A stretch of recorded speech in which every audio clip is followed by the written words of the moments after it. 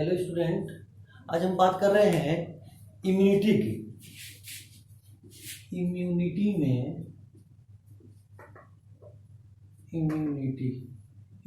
में बात करेंगे बी सेल की, टी सेल की, CD4 लिम्फोसाइट की बात करेंगे इसमें, और इसके रिलेटेड हम एंटीजन एंटीबॉडी रिएक्शन के बारे में पढ़ेंगे।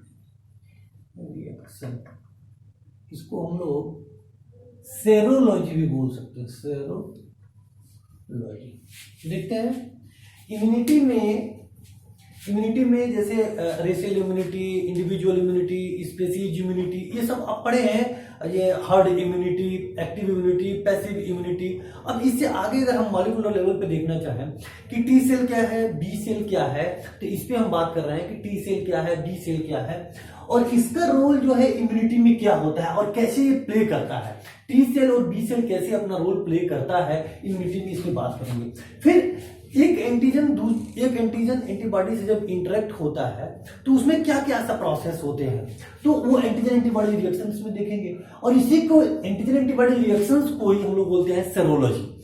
मतलब अगर इस तरीके से देखा जाए कि कोई भी बैक्टीरिया या वायरसेस है, आपके बॉडी में कोई भी एंटीजन या सल्मोनल टाइफी या कोई भी वायरसेस या कोई भी ऐसा फॉरेन पार्टिकल्स आ रहा है, माइक्रोब्स आ रहा है, तो वो जब वो एंटीजन के फॉर्म में आता है, फिर वो उससे एंटीबॉडीज बनता है।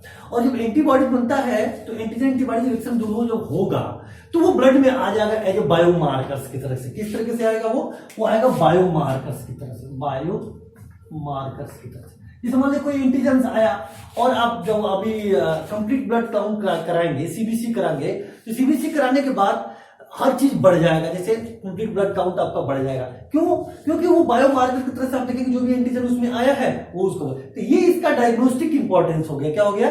ये इसका डायग्नोस्टिक इंपॉर्टेंस हो गया। बेसिकली हमको बात करना है कि किस तरीके से एंटीजन एंटीबॉडी एक दूसरे के पास इंटरेक्ट होते हैं और उसमें टी सेल और बी सेल कैसे इंटरेक्ट होते हैं एंटीजन से। तो आइए बात कर देख लेते हैं पूरा डिटेल में इसको।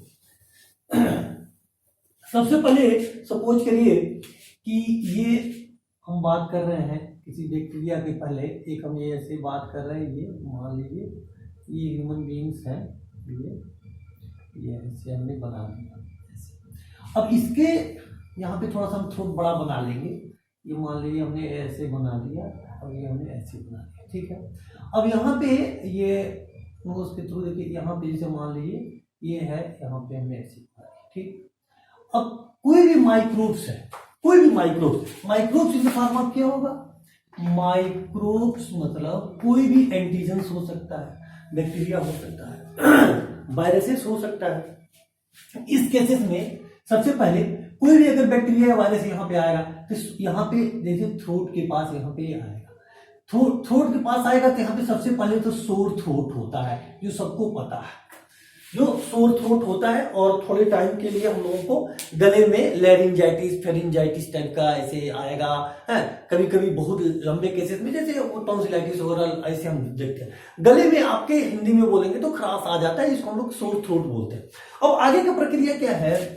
इसके आगे की प्रक्रिया में क्या होता है, इसके आगे के प्रोसेस में क्या होता है कि अगर हम इसको ऐसे बनाएं, जैसे मान लीजिए यहाँ पे ये बैक्टीरिया है, यहाँ पे बैक्टीरिया है, ठीक है। अब ये बैक्टीरिया पे बहुत सारे बैक्टीरिया की अगर बात करें तो ये बैक्टीरिया है, बैक्टीरिया के सेल के ऊपर बहुत सारे एंटीजन्स होते हैं, बहुत सारे एंटीजन्स होते हैं। जैसे देखिए बहुत सारे एंटीजन्स होते हैं, इस तरीके से बहुत सारे एंटीजन्स होते हैं। कोई मून शेप्ड होगा, कोई सन शेप्ड होगा, कोई स्टार शेप्ड, बहुत टाइप के एंटीजन्स होते हैं। मतलब केमिकली पेप्टाइड्स भी हो सकते हैं, ग्लाइकोप्रोटीन्स भी हो सकते हैं, सैकराइड्स भी, शुगर्स, कुछ भी इस तरीके का होगा, ठीक है। अब ये एंटीजन जो है यहाँ पे बैक्टीरिया के साथ जो एंटीजन्स है, ये धीरे धीरे यहाँ पे टॉक्सिन्स निकालेंगे। क्या निकालेंगे? टॉक्सिन्स निकालेंगे। और ये टॉक्सिन्स धीरे धीरे यहाँ पे जो सेल होगा इसको डैमेज करेगा। सेल को क्या करेगा? ये डैमेज करेगा, सेल को डैमेज करेगा। कौन? टॉक्सिन। एंटीजन आया, एंटीजन वहां पे उसको बाइंड करेगा, बाइंड करने के बाद सोर थ्रोट करेगा और वहां पे वो एंटीजन क्या करेगा?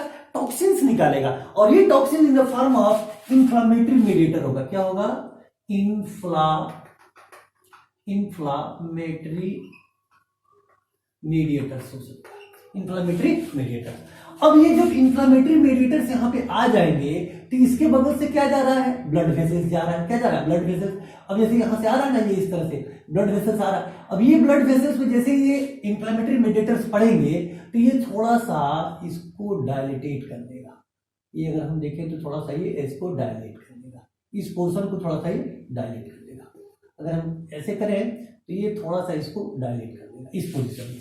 क्या होगा फाइनली, एंटीजन आया, बाइंड किया, टॉक्सिन रिलीज किया, इंफ्लेमेटरी मेडिएटर्स को जो है ज्यादा एक्टिवेट किया, इंफ्लेमेटरी मेडिएटर्स आने के पास इंफ्लेमेटरी मेडिएटर टिश्यू फ्लूइड्स के थ्रू यहाँ पे क्या करिए, जो ब्लड वेसल्स इसके पास में बगल से जा रहा है उसको क्या करेगा, वेसोडाइलेशन कर देगा। और यही इन्फ्लेमेशन का सबसे पहला कार्डिनल साइन है, क्या कि वो वेसोडाइलेशन करता है। और जैसे वेसोडाइलेशन होगा तो वहां पे क्या होगा, इस एरिया में ब्लड का क्या है, जो सर्कुलेशन होगा वो बढ़ेगा।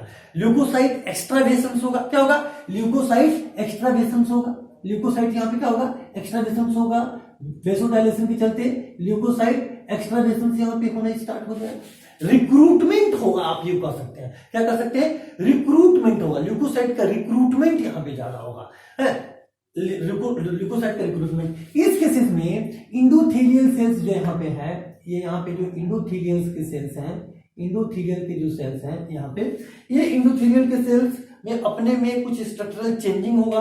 क्यों, क्योंकि वो जो टॉक्सिन इंफ्लेमेटरी मेडिएटर्स है वो यहाँ पे बहुत सारे वेसोडाइलेशन मतलब नाइट्रिक ऑक्साइड के थ्रू होता है। नाइट्रिक ऑक्साइड जैसे ईडीआरएफ पे इंडोथेलियल डिपेंडेंट रिलैक्सेशन फैक्टर के थ्रू नाइट्रिक ऑक्साइड निकालेगा। नाइट्रिक ऑक्साइड थोड़ा डायलेट तो कर देगा, साथ साथ में यहाँ पे जो ब्लड वेसल्स के साथ जो ये इंडोथेलियल की जो अंदर की वॉल है, हाँ, इसको क्या करेगा, इसके ऊपर स्टिकी मॉलिक्यूल्स लगाएगा। क्या लगाएगा, स्टिकी मॉलिक्यूल्स लगाएगा, यहाँ पे स्टिकी मॉलिक्यूल्स लगा देगा। ठीक है, यहाँ पे क्या लगाएगा, स्टिकी। यहाँ पे डिटेल में देख लेते हैं। ऐसे यहाँ पे हमने देखा, ऐसे देखा है कि ये ब्लड वेसल्स है, ये ब्लड वेसल्स है, ऐसे ये ब्लड वेसल्स है।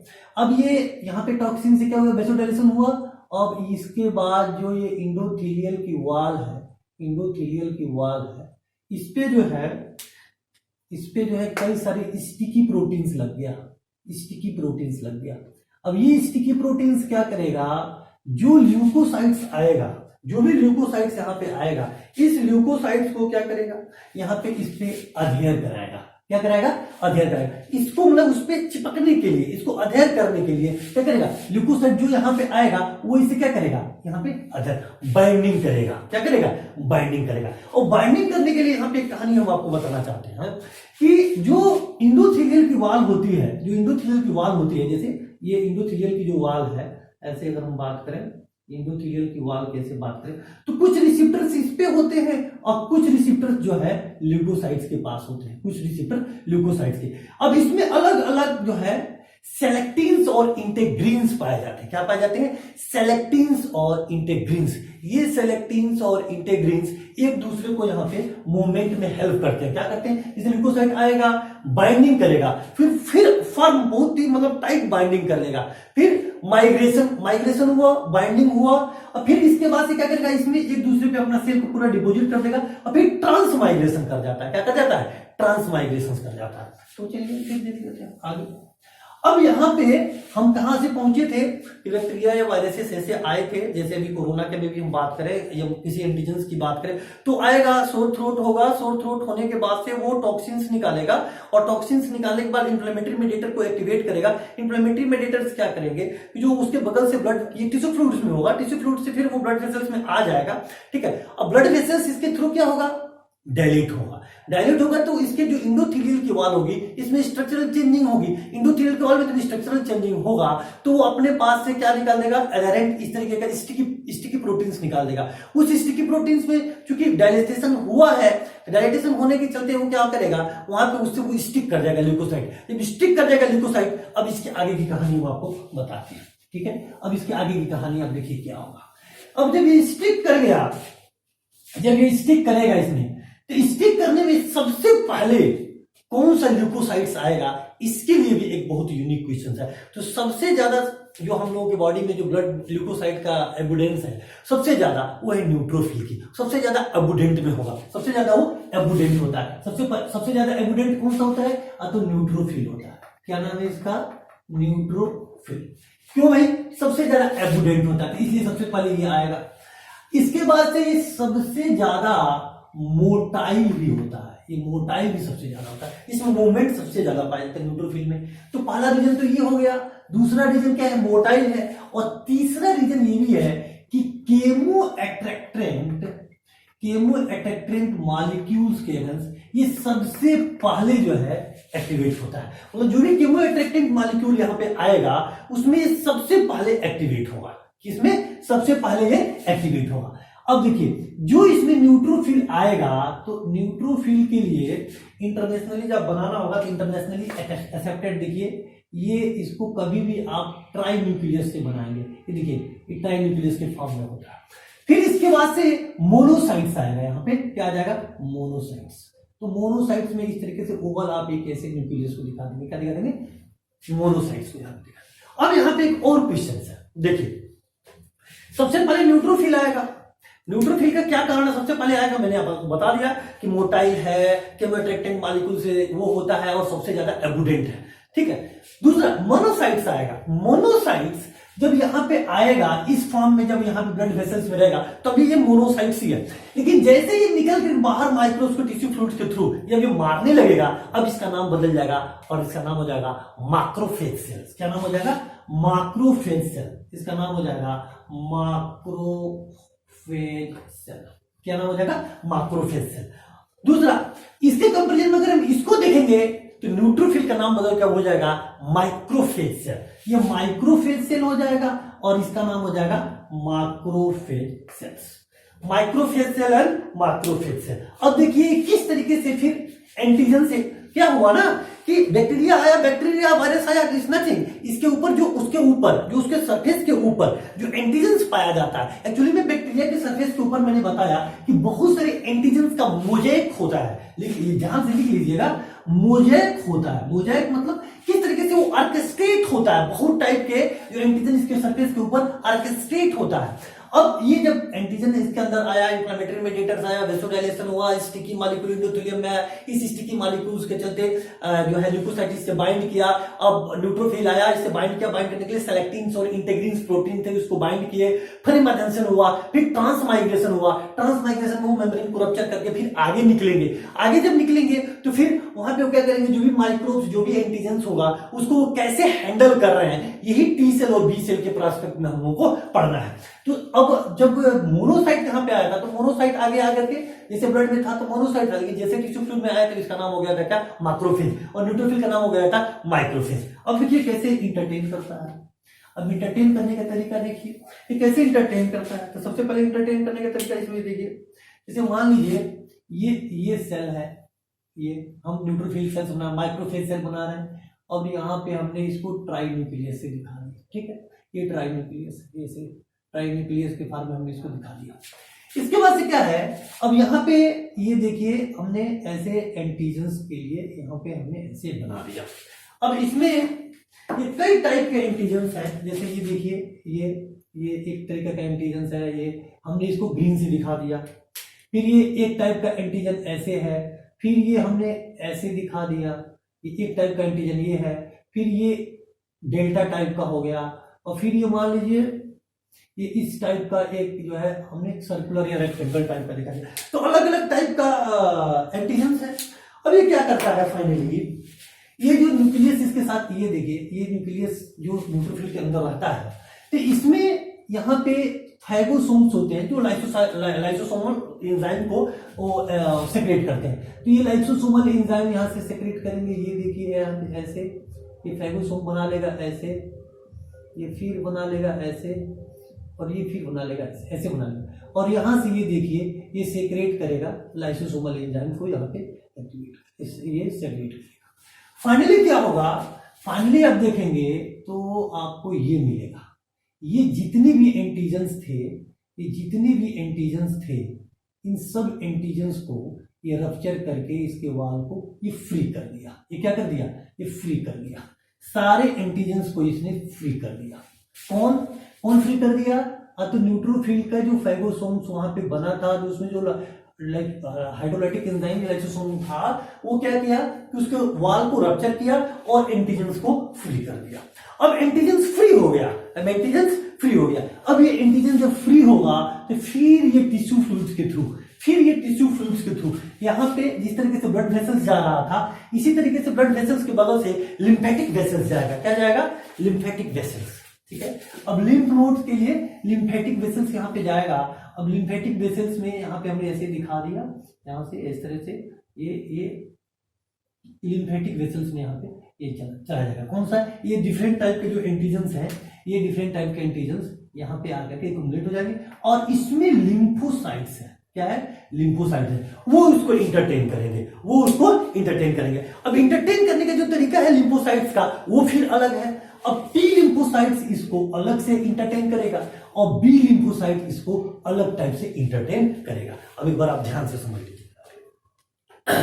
मेरा आज का जो लेक्चर था कि टी सेल और बी सेल कैसे एक दूसरे से इंटरटेन होते हैं,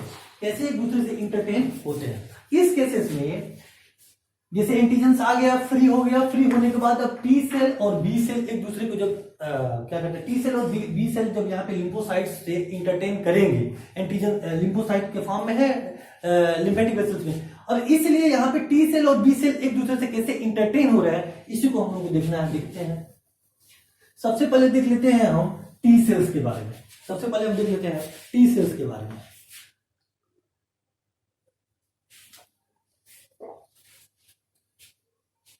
टी सेल में देखिए, टी सेल में जैसे ये टी सेल हमने बना दिया इस तरीके का टी सेल, ये हमने यहाँ पे टी सेल बना दिया। अब टी सेल में यहाँ पर भी फिर यहाँ पे न्यूक्लियस होता है, न्यूक्लियस यहाँ पे है, यहाँ पे डिटेल में बना देते हैं ऐसे, ये न्यूक्लियस होता है। अब इसमें किस तरीके से यहाँ पे तो मान लीजिए ये एंटीजन्स है, ये एंटीजन्स डिफरेंट टाइप के एंटीजन्स यहाँ पे हैं, अलग अलग टाइप से हम यहाँ पे दिखा सकते हैं, अलग अलग टाइप से एंटीजन्स को हम यहाँ पे दिखाते हैं। हमने सेल के अंदर फिर लिया है, अभी तो फ्री किया था, अब फ्री करने के बाद अब टी सेल इसको, अब ये तो न्यूट्रोफिल थी ना, न्यूट्रोफिल ने इसको लिया था, अब ये इसको टी सेल्स, अब यहाँ पे कहेंगे कि फिर सब सेल अब बनाए, तो मैं टी सेल्स बनाया हूँ। क्या है? टी सेल बनाया हूँ। तो टी सेल बनाया हूँ तो ये एंटीजन्स को जब फ्री हुआ था एंटीजन, तो इसको टी सेल कैसे हैंडल कर रहा है, इम्यूनिटी में। तो टी सेल हैंडल करने के लिए क्या है कि यहाँ पे देखिए है, अब ये एंटीजन्स है, अब इस एंटीजन्स के लिए अब यहाँ पे ये टी सेल के अंदर एक यहाँ पे हम बना देंगे इस तरीके का, ये हम ऐसे बना लेंगे, एक ऐसे हमने ऐसे बना दिया, ये क्रोमोसोम्स है। क्या है? क्रोमोसोम्स है। अब ये क्रोमोसोम्स नंबर 6 है, क्या नाम है इसका? Chromosomes number 6। अब इस क्रोमोसोम्स नंबर 6 में एक मैटरनल क्रोमोसोम्स है और एक पैटर्नल क्रोमोसोम्स है, ये मैटरनल और पैटर्नल क्रोमोसोम्स अगर हम बात करें तो यहाँ पे देख लेते हैं, ये मैटरनल और पैटर्नल क्रोमोसोम्स की अगर यहाँ पे हम बात करें, ये ऐसे है, ठीक है, और यहाँ पे हमने इसको ऐसे दिखा दिया और इसको हम ऐसे दिखा रहे हैं, ये ऐसे है, ये देखिए यहाँ पे इस तरीके से अगर हम बात करें तो ये डीएनए है और डीएनए से रेप्लिकेशन करके क्या करेगा? आरएनए बनाएगा। अभी जो क्रोमोसोम्स नंबर 6 है, ये यहाँ पे ऐसा काम कर रहा है कि जो डीएनए से ये आरएनए है, क्या है? आरएनए है, इसका आरएनए का ऊपर वाला जो पोर्शंस है ये वेरिएबिलिटी में है, मतलब ये चेंज करता रहता है, सफलिंग कर रहा है, क्योंकि नीचे वाला जो हेड जो टेल है ये चेंजिंग नहीं करता। तो इसको हम अगर सफल करा रहे हैं, ये जो आरएनए का ऊपर वाला पोर्शन है अगर ये सफल कर रहा है, जैसे मान लीजिए एक प्लेइंग कार्ड है, एक प्लेइंग कार्ड में मान लीजिए कि जितने 51 मान लीजिए कि कार्ड है, अब आप नीचे वाले कार्ड को क्या कर रहे हैं कि कांस्टेंट रख रहे हैं, कुछ चेंज नहीं कर रहे हैं, और ऊपर वाले कार्ड को आप वेरियस टाइम सफल कर सकते हैं, ऊपर वाले कार्ड को नीचे वाले कार्ड को ऊपर ले आ सकते हैं। सपोज करिए कि किसी एक ड्यूरेशन में, किसी एक टाइम में अगर ये सपोज करिए कि बहुत तेज सफलिंग कर रहा हो, उस सफलिंग में एक कोई टाइम आपने ले लिया, इस तरह के साथ इंटीग्रेशन डिफरेंशियल करते हैं, एक टाइम पे उसको लेना, जैसे सपोज करिए कि एक टाइम में ये 3 बार सफल किया, किसी एक टाइम इंटरवल पे ये 3 टाइम सफल किया, और सफल करने के बाद इसे सपोज करिए कि मैसेंजर आरएनए का एक ऐसा कॉपी बनाया, एक ये देखिए ये कांस्टेंट है, फिर और ये वाला एक ऐसा बनाया, एक ऐसा बनाया और एक ऐसा बनाया, ये देखिए ये 3 टाइप्स का क्या बना दिया, ये 3 टाइप्स का मैसेंजर आरएनए बना दिया। 3 टाइप का मैसेंजर आरएनए। फिर देखते हैं, हम यहाँ पे इंटरटेन की बात कर रहे थे कि एंटीजन्स को हमारा जो बॉडी का टी लिम्फोसाइट्स है, मैं बी की बात नहीं कर रहा हूं, टी लिम्फोसाइट कैसे इंटरटेन कर रहा है, टी लिम्फोसाइट कैसे इंटरटेन कर रहा है। तो ये इंटरटेन करने के लिए अपने न्यूक्लियस में रहा है और यहाँ पे एंटीजन्स को ले लिया है। अब एंटीजन्स को लेने के बाद ये क्या किया कि इसके अंदर, न्यूक्लियस के अंदर क्रोमोसोम्स होते हैं। ये क्रोमोसोम्स एक मैटरनल क्रोमोसोम्स है और एक पैटर्नल क्रोमोसोम्स है, ठीक है, पेरेंट्स से आया है। क्रोमोसोम्स में कौन सा क्रोमोसोम्स नंबर है, क्रोमोसोम्स नंबर 6, ठीक है, ध्यान से। इसके बाद से अब ये जो क्रोमोसोम्स है ये सफलिंग कर रहा है, नीचे कांस्टेंट है उसका टेल और ऊपर वाला जो सफलिंग कर रहा है, एक निश्चित इंटरवल में ये सपोज करिए 3 टाइम्स जो है ये सफलिंग किया, 3 टाइम्स सफलिंग किया। और सफलिंग करने के बाद ये डिफरेंट टाइप्स के, ये डिफरेंट टाइप्स के अगर हमने देखा तो ये प्रोटीन्स बनाया, एक ये प्रोटीन्स ऐसा बनाया और ये एक प्रोटीन्स ऐसा बनाया और ये एक प्रोटीन्स ऐसा बनाया, ऐसा 3 प्रोटीन्स ऐसे ही बना लिया। अब बनाने के बाद फिर ये प्रोटीन जाएगा और जाने के बाद अब ये एंटीजन से सेलेक्ट होने की कोशिश करेगा। अब ये जो एंटीजन्स है, अब इसको प्रोसेस्ड होना है, क्या होना है, प्रोसेस्ड होना है। मतलब जो टी सेल एंटीजन से इंटरेक्ट होता है तो प्रोसेस्ड एंटीजन, अब इसको प्रोसेस करना, रिकॉग्नाइज करना है। तो रिकॉग्नाइज करने के लिए ये जो प्रोटीन्स होगा, इस प्रोटीन, ये प्रोटीन जाएगा और जाने के बाद अब इन सारे एंटीजन से 1 बाय 1 इंटरेक्ट होने की कोशिश करेगा। लेकिन ये पहले ही इसके ऊपर जैसा सरफेस है उसी से इंटरेक्ट होगा। अब ये किससे इंटरेक्ट होगा, ये पहले से प्री डिटरमिन है, ये पहले से प्री डिटरमिन है कि चलिए हम मून सेप्ट एंटीजन से बाइंड करेंगे। ये कह रहा है कि हम डेल्टा सेप्ट, ये देखिए ऐसे डेल्टा सेप्ट एंटीजन से हम बाइंड करेंगे, ये क्रब्ड सेप्ट एंटीजन से बाइंड करेगा। ये पहले से प्री डिटरमिन है, आप कुछ चेंज नहीं कर सकते। ये जितने टाइप के एंटीजन होंगे अब किसी एक के पास ये जाएगा और सपोज करिए इससे इसकी, ये जो सर्कुलर टाइप का है, इससे इसकी बाइंडिंग हो गई, इससे बाइंडिंग हो गई। जब बाइंडिंग हो जाएगा, इस केसेस में क्या है,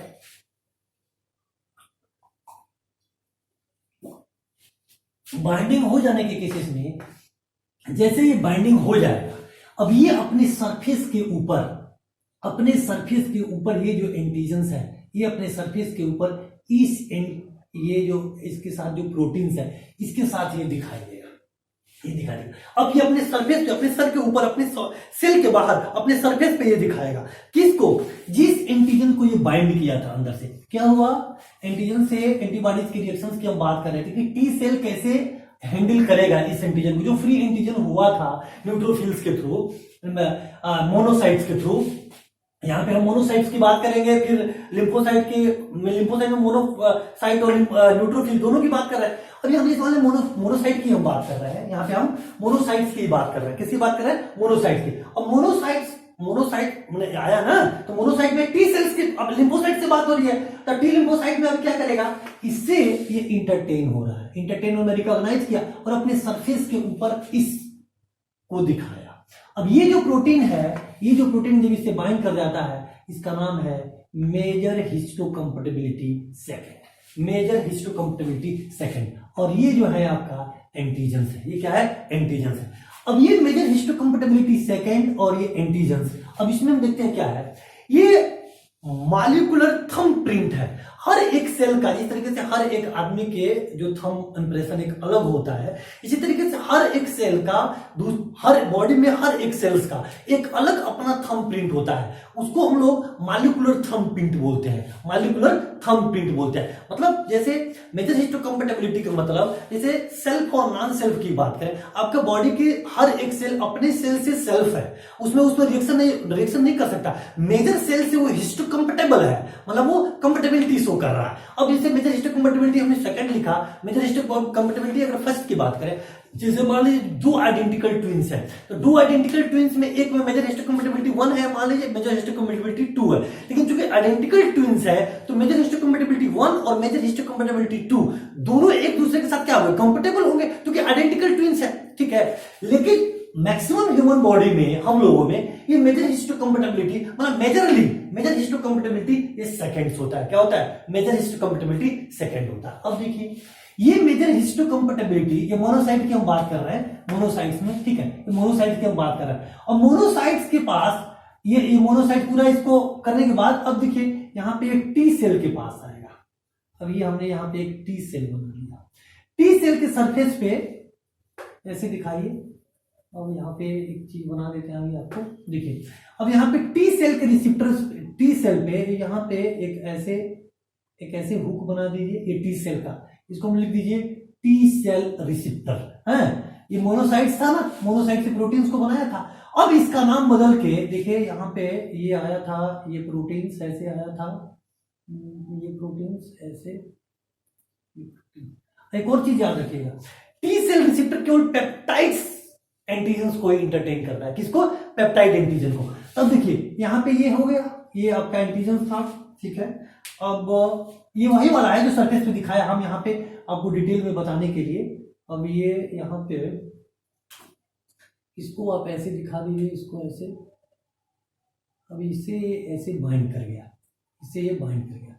और यहाँ पे जो मेजर हिस्टोकम्पेटिबिलिटी था, ये वाला मेजर हिस्टोकम्पेटिबिलिटी, ये यहाँ पे बाइंड कर गया इससे। आप लिख लीजिए ये है CD4, क्या लिखते हैं इसको? CD4, cluster of differentiation, cluster of differentiation. यहाँ पे एक्चुअली में जो क्लस्टर होता है, जैसे जो यहाँ पे जो टी सेल है, टी सेल के रिसेप्टर्स में, टी सेल के रिसेप्टर्स में, ये टी सेल के रिसेप्टर्स में यहाँ पर भी फिर न्यूक्लियस आप बनाएंगे, यहाँ पे आप न्यूक्लियस बनाएंगे, ठीक है।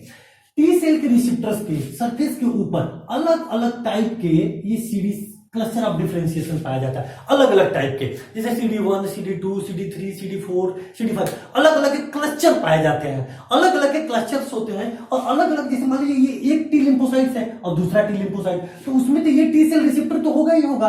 अब यहाँ पे क्लस्टर ऑफ डिफरेंशिएशन हो सकता है 2 हो, फिर 3 हो, फिर 4 हो, सब ये टी सेल के साथ रहेगा, लेकिन डिफरेंशिएशन करने के लिए वो अलग अलग होगा। लेकिन यहाँ पे क्या है, ये CD4 सेल है, क्या है? CD4 cell. ये CD4 सेल किससे बाइंड किया है? तो यहाँ पे जो मेजर हिस्टोकम्पेटिबिलिटी था इसके साथ, ये जो मेजर हिस्टोकम्पेटिबिलिटी था इसके साथ ये बाइंड किया, किसके साथ? Major histocompatibility second. मतलब आपके कहने का हम आपको बता दें कि टी सेल रिसेप्टर तो बाइंड कर दिया किससे? एंटीजन से, टी सेल रिसेप्टर। और CD4 जो है ये बाइंड कर गया किससे? मेजर हिस्टोकम्पेटिबिलिटी सेकंड से, मेजर हिस्टोकम्पेटिबिलिटी सेकंड से। और ये है आपका किसका? ये टी सेल का रिसेप्टर है, TCR का रिसेप्टर है। और ये क्या था यहाँ पे? ये मोनोसाइट्स था, क्या था? मोनोसाइट।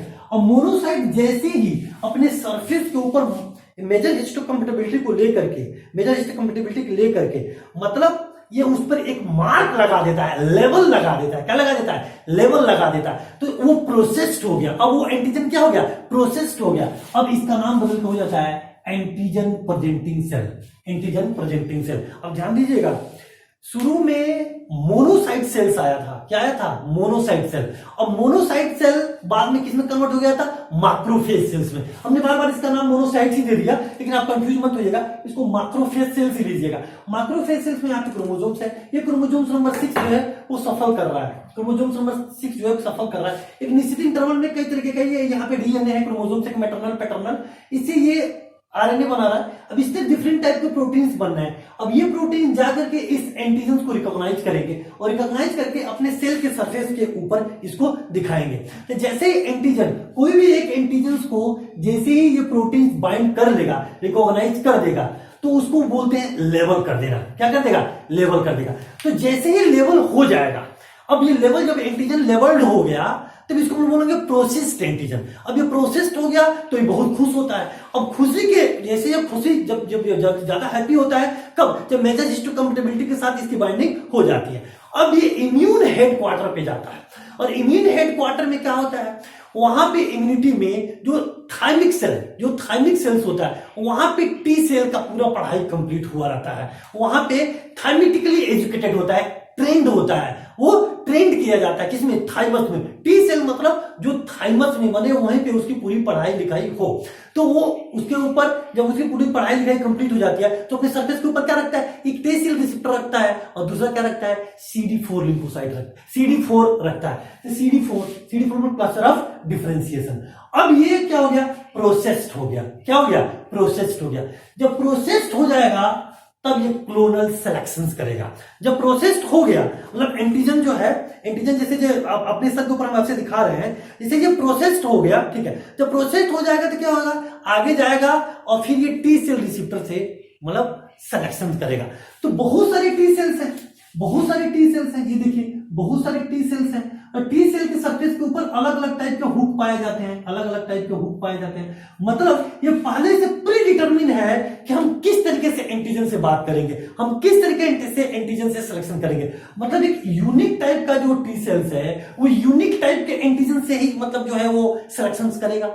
मतलब हर टाइप से वो नहीं कर सकता, मतलब ये पेप्टाइड्स है जो पेप्टाइड से ही करेगा, उसका स्ट्रक्चर अलग अलग हो सकता है। तो पहले से प्री डिटरमाइंड है, इसमें कुछ चेंज नहीं होना है। जिसके ऊपर का हुक है अलग अलग टाइप का हुक है तो उसी के अनुसार ये इंटरेक्ट होगा, दैट्स ओके। जब ये दोनों एक दूसरे से बाइंड कर लेते हैं, जैसे मतलब टी सेल रिसेप्टर और ये एंटीजन प्रेजेंटिंग सेल, अब इसका नाम बदल गया ना, मोनोसाइट था, मोनोसाइट से मैक्रोफेज हुआ, मैक्रोफेज से क्या नाम बदल गया, antigen presenting cell, antigen presenting cell. अब ये जब बाइंड कर देगा तो क्लोनल सिलेक्शन होगा, क्या होगा, क्लोनल सिलेक्शन। अब क्लोनल सिलेक्शन जब यहाँ पे बहुत सारे टी सेल थे, अब बहुत सारे टी सेल यहाँ पे रहते हैं, इसमें जिससे सेलेक्ट हो गया, अब ये क्या करेगा, जैसे यहाँ पे सिलेक्शन टी सेल से हो जाएगा, अब क्या करेगा फाइनली, जब टी सेल से सिलेक्शन इसकी हो जाएगी, ये आप कहीं अलग से लिख दीजिएगा, टीसीआर है, टीसीआर है, और यहाँ पे ये CD4 है, और ये मेजर हिस्टोकम्पैटिबिलिटी है, इसका जो है मेजर हिस्टोकम्पैटिबिलिटी है, मेजर हिस्टोकम्पैटिबिलिटी। यहाँ पे आप देख सकते हैं टी सेल रिसेप्टर बाइंड करता है एंटीजन से, और CD4 बाइंड करता है मेजर हिस्टोकम्पैटिबिलिटी सेकंड से। इधर टी सेल रिसेप्टर बनाए हैं और इधर है antigen presenting cell. Antigen presenting cell, इसके पहले क्या नाम था इसका, मैक्रोफेज, मैक्रोफेज के पहले इसका नाम क्या था, मोनोसाइट, मोनोसाइट, ठीक है। तो अब कभी भी monocyte, macrophage, antigen presenting cell. चलिए अब देखिए, जब ये सिलेक्शन हो जाता है इस केसेस में, अब यहाँ का जो न्यूक्लियस है, टी सेल रिसेप्टर का जो न्यूक्लियस है, इसके पास ये सिग्नल्स आने लगते हैं, ये सिग्नल्स आने लगते हैं, ये देखिए ये सिग्नल्स आने लगते हैं। अब जिस तरह जैसे इसके पास सिग्नल्स आते हैं इसके न्यूक्लियस में, तो इसमें भी फिर डीएनए रहता है, ये कई टाइप्स का फिर ये प्रोटीन्स बनाने लगता है। और सबसे पहले ये बनाता है इस तरीके से, अगर हम देखें सबसे पहले ये बनाता है, तो ये बनाता है इंटरल्यूकिन 2, इंटरल्यूकिन 2 बनाता है। एक मिनट, इंटरल्यूकिन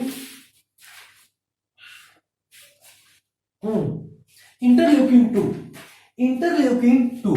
अब एक तो इंटरल्यूकिन 2 बनाएगा, और दूसरा यहाँ पे देखिए, ये यहाँ पे एक ऐसे ये बनाएगा, ठीक है। तो ये बनाएगा इंटरल्यूकिन रिसेप्टर, क्या बनाएगा, इंटरल्यूकिन रिसेप्टर बनाएगा, ये बनाएगा इंटरल्यूकिन रिसेप्टर। अब ये इंटरल्यूकिन रिसेप्टर इंटरल्यूकिन 2 से जब बाइंड करेगा, यहाँ पे जैसे ये बाइंड करेगा, तो बाइंड करने के बाद ये जैसे, अब पहले तो इससे बाइंड हुआ, बाइंड होने के बाद इसके न्यूक्लियस में सिग्नल आया, अब इससे न्यूक्लियस में जब सिग्नल आता है तो ये इंटरल्यूकिन 2 बनाता है, और इंटरल्यूकिन 2 बनाने के बाद इंटरल्यूकिन रिसेप्टर बनाता है। इंटरल्यूकिन रिसेप्टर इंटरल्यूकिन 2 से जैसे बाइंड करता है, तो फिर ये डिफरेंट टाइप्स का प्रोटीन्स बनाता है, डिफरेंट टाइप का प्रोटीन्स बनाता है। अब डिफरेंट टाइप का प्रोटीन बनाने के पहले देख लेते हैं, एक और भी चीज है कि मतलब पहले तो एक्सप्रेशन हुआ, रिकॉग्निशन हुआ, एक्सप्रेशन हुआ, फिर क्लोनल सिलेक्शन हुआ। देख लीजिए कैसे होगा, पहले तो रिकॉग्निशन हुआ, ठीक है, सिलेक्शन, फिर क्लोनल सिलेक्शन हुआ। क्लोनल सिलेक्शन मतलब मैक्रोफेज सेल और T cell receptor, macrophage cell मतलब एंटीजन प्रेजेंटिंग सेल और टी सेल रिसेप्टर एक दूसरे से क्या करेंगे, क्लोनल सिलेक्शन करेंगे। जब सेलेक्ट हो गए तब ये अपने न्यूक्लियस को क्या किया, अपने न्यूक्लियस को यहाँ पे ये सिग्नल दिया कि किस तरीके का एंटीजन है, तो उसी के अनुसार ये इंटरल्यूकिन 2 बनाया और इंटरल्यूकिन रिसेप्टर बनाया। जब ये बन गया तब यहां से ये सिग्नल जाता है यहाँ पे इसको कि ये एक्सपेंशन किया जाए, क्या किया जाए, एक्सपेंशन किया जाए।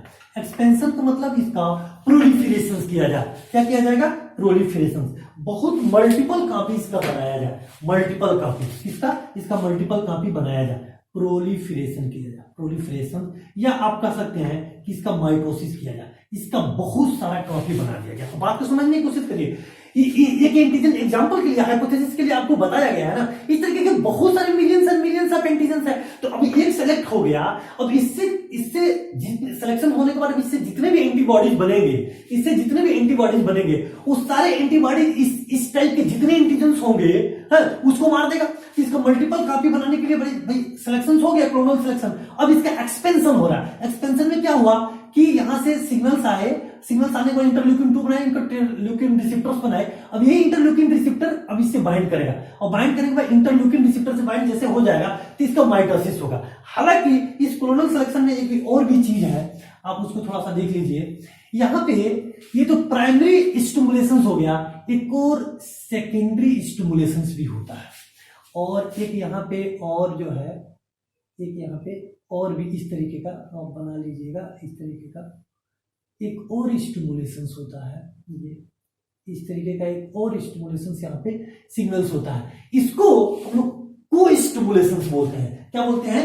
को स्टिमुलेशन। यहाँ पे CD28 और B7, इसको लिख लीजिएगा CD28 और इसको लिख लीजिएगा B7, CD28 और B7। अभी को स्टिमुलेशन में यहाँ पे फाइनली अब क्या करेगा, आगे वाले फेज में मल्टीपल कॉपी जब इसका बन जाएगा तो वो इस तरीके के जितने भी एंटीजन्स होंगे वो सबको क्या करेगा, मार देगा। अब यहाँ पे एक और भी चीज बताना है, जैसे मान लीजिए किसी को वायरल इन्फेक्शन है, वो है तो बार बार antigen rejection, antigen antibody rejection होगा, बार बार एंटीजन आएगा, एंटीजन को रिकॉग्नाइज करेगा, फिर क्लोनल सिलेक्शन करेगा, फिर उसके अनुसार प्रोटीन्स बनाएगा और प्रोटीन्स बनाने के बाद एक्सपेंशन करेगा और मल्टीपल कॉपी इस तरीके का मल्टीपल कॉपी आप ये बना देगा। इस तरीके का ये मल्टीपल कॉपी इस तरीके का बना देगा। इस तरीके के बहुत सारे मल्टीपल कॉपी ये हुक के अनुसार बना देगा। बहुत सारे जब मल्टीपल कॉपी बन जाएंगे तो इस तरीके के जितने भी एंटीजन्स होंगे वो एंटीजन्स क्या करेगा, इससे बाइंड कर लेगा और इसको न्यूट्रलाइज करेगा। यहाँ पे कोई स्टिमुलेशन की बात इसलिए आती है कि अभी भी मतलब जो टी सेल्स होता है ये कभी भी मतलब जो लेवल्ड एंटीजन्स होते हैं, जो लेवल्ड एंटीजन होते हैं मतलब जिसके ऊपर मतलब ठप्पा लगा होता है मेजर हिस्टोकम्पैटिबिलिटी को, उसी को वो इंटरटेन करता है टी सेल, अदरवाइज वो उसको इंटरटेन नहीं करता, क्योंकि वो बहुत इरोगेंट सेल है और वो जान रहा है कि बिना मेजर हिस्टोकम्पैटिबिलिटी किसी आदमी को आपको पीएम से किसी को मिलवाना है तो बिना किसी के सोचे समझे आप पीएम से नहीं मिलवाते, किसी आतंकवादी से नहीं मिलवा सकते हैं। इस तरीके से टी सेल्स में हमारा इम्यूनिटी का जो मेन सेल है अगर उसको किसी से मिला दिया जाए बिना किसी ठप्पा के लेवल के तो क्या होगा, वो सीधे सीधे हमारे इम्यून हेडक्वार्टर को ही समाप्त कर देगा, इम्यूनिटी समाप्त हो जाएगी, है सेप्टिसिमिया का केसेस आ जाएगा, सुपर इन्फेक्शन हो जाएगा, आदमी डेथ हो सकता है। इसलिए वो नेचर ने ऐसा बनाया हुआ है कि वो क्या करता है, जो पहले से लेवल्ड एंटीजन्स होते हैं उसी को वो इंटरटेन करता है। अभी भी वो क्लियर नहीं होता है, जब ये क्लोनल सिलेक्शन हो जाता है इसके बाद भी आप देखिए फिर यहां से इधर बात करता रहता है। ये इसको हम बोलते हैं मॉलिक्यूलर टॉकिंग। क्या बोलते हैं? Molecular talking. ये मॉलिक्यूलर एक दूसरे में टॉक करते हैं और यहाँ पे जो चीजें होती है ना, CD4 होता है या CD28 होता है, एक तरीके से आप बोल सकते हैं ये मॉलिक्यूलर आई है। ये क्या है? मॉलिक्यूलर आई है। टी सेल के सरफेस के रिसेप्टर्स पे ये आई होता है, ये मॉलिक्यूलर टॉकिंग होता है। अभी भी स्टिल टी सेल को विश्वास नहीं होता है कि ये सही है कि नहीं है, अभी भी इधर बात करता रहता है और दूसरे से समझ लीजिए कि जैसे छोड़ा रोकने वाली बात हो, तो इनसे बात कर रहा है और इधर अपना हाथ इधर डाल रहा है, बार बार इधर डाल रहा है कि वो सही में है कि नहीं, इसको विश्वास नहीं, इसको पता नहीं होता है। अपना हुक जो है CD28 वाला यहाँ पे ऐसा लगा रहता है और लगा करके इससे ऐसे बात करने कुछ अभी भी वो सस्पेक्टेड में रहता है। जब ये दोनों हो जाता है, प्राइमरी स्टिमुलेशन और सेकेंडरी स्टिमुलेशन, तब जाके इस प्रोटीन को माइटोसिस में लाता है और तब एक्सपेंशन करता है, क्योंकि वो जान रहा है कि एक बार हमारे से गलती हो गई तो सारे के सारे फॉल्स प्रोटीन्स बनेंगे और हमारे अपने सेल्स को, जो एंटीजन्स को मार रहे हैं वो हमारे अपने ही सेल्स को मार देते हैं। इसी केसेस में ये आप देखेंगे ऑटो इम्यूनिटी होने लगता है और सेल्फ सेल और नॉन सेल्फ सेल अपने ही सेल को मारने लगता है। जैसे आज के कोरोना के भी केसेस में ये इसको हम लोग साइटोकाइन स्टॉर्म बोलते हैं या साइटोकाइन सिंड्रोम बोलते हैं। तो साइटोकाइन सिंड्रोम में बहुत सारे गलत इस तरह के प्रोटीन्स बन जाएंगे और ये दूसरे सेल को मारने के सिवा हमारे अपने ही सेल्स को, किडनी के सेल्स को, लीवर के सेल्स को, बॉडी को, इंडोथेलियल को डैमेज कर देगा। इंडोथेलियल को डैमेज करने के बाद फिर वहां पे ब्लड को क्लॉट कर देगा, थ्रोम्बो एम्बोलिज्म कर देगा और जगह जगह पे वहां पे ब्लॉकेज कर देता है। इस केसेस में एक और भी ड्रग आया हुआ है कि जो आप लोग पढ़े हुए हैं, यहां पर जो स्टिमुलेशन बाइंडिंग के बाद जो सिग्नल यहां पे आ रहा है, जो सिग्नल इसके पास आ रहा है प्रोलिफरेशन करने के लिए, यहां पे अगर हम इम्यूनोसप्रेसेंट ड्रग दे दें जैसे टैक्रोलिमस, सिरुलिमस, साइक्लोस्पुरिन, ये ड्रग आता है, माइकोफिनोलेट मोफेटिल ये ड्रग है, मोराबुनेब, मिथोट्रिक्सेट, ये सब जो ड्रग है ये इम्यूनोसप्रेसेंट ड्रग है, ये सब इम्यूनोसप्रेसेंट ड्रग है। ये इम्यूनोसप्रेसेंट ड्रग क्या करेगा, इसकी इम्यूनिटी को यहाँ पे जो आगे एक्सप्रेस हो रहा है इसको रोक देगा। फाइनली इसको कैल्सिन्यूरिन इनहिबिटर्स बोलते हैं। क्या बोलते हैं? कैल्सिन्यूरिन इनहिबिटर्स बोलते हैं। ठीक है, तो आगे के फिर स्लाइड में हम आपको बता देंगे कि बी सेल्स कैसे होता है। फाइनली हम आपको एक बार रिवीजन करा देना चाहता हूं कि कोई भी एंटीजन आएगा, चाहे वो बैक्टीरिया का हो चाहे वो वायरस का हो, तो फिर वो टॉक्सिन्स निकालता है और टॉक्सिन्स निकालने के बाद वो टिश्यू फ्लूइड से फिर वो आगे बढ़ता है और फिर इंफ्लेमेटरी मेडिएटर्स निकालता है, जिससे ब्लड वेसल्स क्या होते हैं, ब्लड वेसल डायलेट होते हैं, ल्यूकोसाइट का रिक्रूटमेट होता है, एंडोथेलियल में एडेंसन मॉलिक्यूल्स आकर के लग जाता है, स्टिक हो जाता है, और सबसे ज्यादा न्यूट्रोफिल क्योंकि मोटाइल होता है, एवोडेंट होता है, केमो अट्रैक्टेंट मॉलिक्यूल से बहुत तेज इंटरेक्ट होता है, तो सबसे पहले वो आ जाएगा और आने के बाद न्यूट्रोफिल और वहां से बाहर निकल करके फिर वो क्या करेगा कि जितने भी एंटीजन्स होंगे उस एंटीजन्स को फ्री करेगा, फेगोसोम्स बना करके फेगोसोम्स में लाइसोसोमल एंजाइम से वहां पे वो फ्री करेगा। उसी तरीके से मोनोसाइट्स आएगा और मोनोसाइट ब्लड के अंदर आएगा तो मोनोसाइट होगा, फिर से बाहर आएगा तो मैक्रोफेज सेल्स होगा। क्या हो जाएगा? Macrophage cell.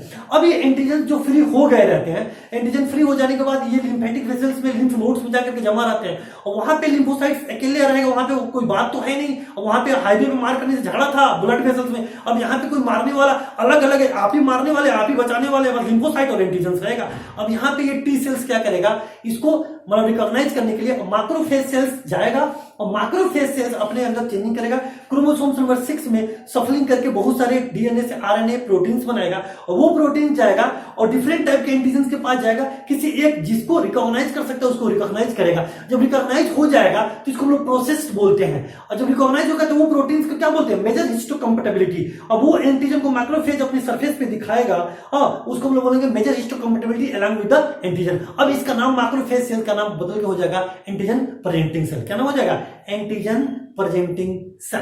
Antigen presenting cell. अब ये एंटीजन प्रेजेंटिंग सेल फिर टी सेल रिसेप्टर से जो है इंटरेक्ट होगा, अभी क्लोनल सिलेक्शंस करेगा और क्लोनल सिलेक्शंस करने के बाद फिर क्या करेगा, जो एंटीजन है वो टी सेल रिसेप्टर से बाइंड करेगा और जो मेजर हिस्टोकम्पैटिबिलिटी है अब ये प्रोसेस्ड हो गया, लेवल्ड हो गया है, माइलोकुलर थंबप्रिंट लग चुका है, तो अब ये क्या करेगा कि इससे CD4 से बाइंड करेगा और CD4 से जब ये बाइंड कर लेगा तभी भी प्राइमरी स्टिमुलेशन है, को स्टिमुलेशन होगा। अब फिर को स्टिमुलेशन में यहाँ पे B7 एक होगा और CD28 होगा, क्लस्टर ऑफ डिफरेंशिएशन 28। ठीक है, अब इसे को स्टिमुलेशन जब फाइनली हो जाएगा तब यहाँ पे जो न्यूक्लियस होगा, ये जो न्यूक्लियर है ये बोल सकते हैं न्यूक्लियर मैकिनरी, ये न्यूक्लियर जो मैकिनरी है, टूल्स है, इन न्यूक्लियर मैकिनरी क्या निकालेगा? इंटरल्यूकिन 2 निकालेगा और यहाँ पे क्या निकालेगा? इंटरल्यूकिन रिसेप्टर निकालेगा। और जैसे यहाँ से ये बाइंड कर लेगा, अब ये जब बाइंड कर लेगा तब इसका एक्सपेंशन होगा और एक्सपेंशन होने के बाद इसका माइटोसिस वही हुआ, प्रोलिफरेशन हुआ, बहुत सारे टी लिम्फोसाइट्स इस तरीके के प्रोटीन्स बना देगा और इस तरीके के जितने भी एंटीजन्स होंगे वो उसको धीरे धीरे मार देगा। नेक्स्ट क्लास में हम बताएंगे इसके बी सेल्स के बारे में। Okay, thank you, bye.